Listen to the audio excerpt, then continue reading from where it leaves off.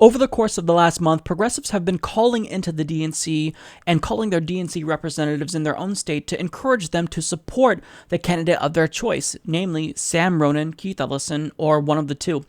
Now, you'd think that, in receiving all these calls, members of the DNC would be excited about the enthusiasm for the future of the Democratic Party, but they've actually recently vocalized how annoyed they are with the fact that we dared to call in and urge them to support the candidate who we favor. I'm not joking. This is a real story. So they're saying that progressives are using, quote, aggressive tactics to elect Keith Ellison, for example. So the Washington Times explains the Democratic Party activists who tried to unsuccessfully sink Hillary Clinton's nomination at last year's convention are at it again, pestering national party members ahead of next week's vote on a new chairman.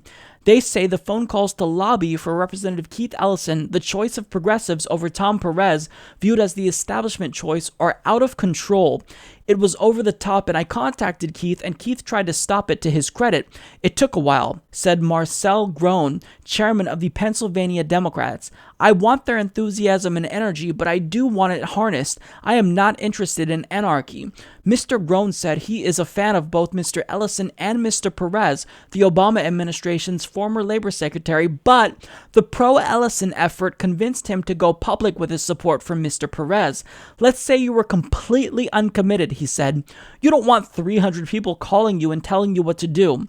David O'Brien, an undecided DNC member from Massachusetts, said he has been on the receiving end of pro-Ellison emails and phone calls and said they have picked up speed ahead of the February 25th vote. Mr. O'Brien said he is torn between Mr. Perez and Mr. Ellison and shared a recent conversation in which an Ellison backer told him it would be an injustice if the Minnesota congressman does not get the job. Mr. O'Brien said Mr. Ellison has a great platform and his supporters would be better off focusing on that rather than dwelling on the past. The passion for Mr. Ellison was on display at a recent DNC forum in Baltimore, where his backers had the loudest presence and also jeered Mr. Perez, to the dismay of some members. The heckling and all that has been going on since the convention, since the campaign, that is old, said Yvette Lewis, a DNC member from Maryland who pledged her support for Mr. Perez following the event.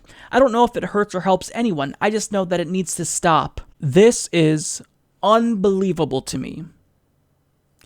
Unbelievable. You guys work for the Democratic Party. It seems like you don't want to be very democratic because when people call, you go to the press and you talk about how annoyed you are and how it needs to stop from all these calls. I'm sorry, but you should be kissing our asses right now. You're in no position to criticize progressives after what you did to them in 2016. So the fact that these idiots have the audacity to now talk to the press about how irritated they are and how annoying we are, too fucking bad. We're going to keep doing it. And if you do vote for Perez, if you don't like the phone calls now, best believe that we will be doing a lot more phone calls if you make the bad decision, because we will vocalize how annoyed we are with you. And I just want to read this quote back to you. So the first guy who we mentioned, Groen, said, let's say you were completely uncommitted and you don't want people calling and telling you what to do. So he's acting like a petulant child. He says that he supported both of them and he didn't really know, he was torn. But once people called, just to spite them, he said, fuck you, I'm going to support Perez. Is that how it's going to be? Is that really how it's going to be? You're going to act like a petulant child and spite the people who are calling you? Now, they said in the article, the title, which this was a biased article, by the way, if you couldn't tell, the title said that, they're getting annoyed with our aggressive tactics. There was no mention of any aggressive tactics anywhere in this article. The tactics are recalling. We're saying it would be an injustice after what you did in 2016 to not give Keith Ellison the job.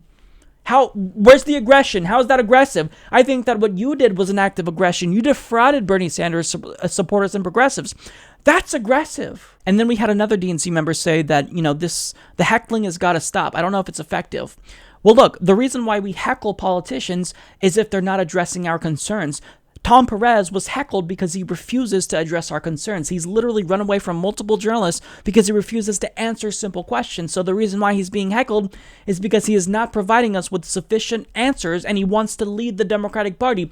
And furthermore, I'm consistent on this issue. I'm actually in support of heckling. So, for example, I actually got a lot of heat from progressives back in the beginning of the 2016 primary when Bernie Sanders was heckled at the Netroots Nation conference because he just wasn't adequately addressing concerns of the Black Lives Matter activists, and it made him a better candidate. He released the criminal justice reform after that.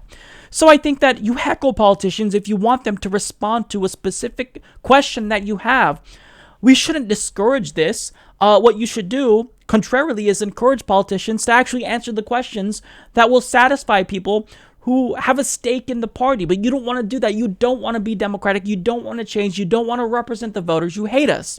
So when I say that the Democratic Party and the establishment and the DNC, they hate us, they hate progressives, they hold contempt towards progressives, there's evidence for that now. This is evidence of that. So I want to lay this out very clearly to the people who are annoyed with progressives who dare to call in and ask them to politely support the candidate of their choice. Shut up. We're going to do it anyway. And if you're annoyed with the calls now, just wait, because if you make the wrong decision and go with the establishment that failed, we will be calling to tell you how annoyed we are with you.